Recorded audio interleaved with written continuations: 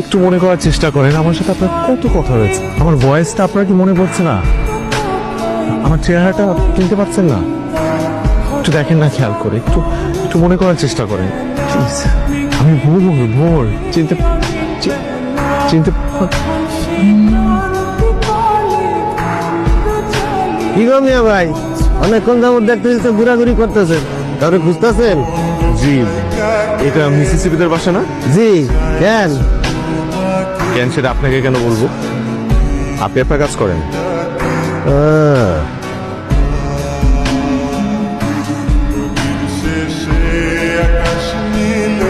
আপনি কি চান? আমি আপনাকে আপনার জীবনের সুন্দর সময়টাই ফেরত নিয়ে যেতে চাই। আর তাতে আপনার লাভ?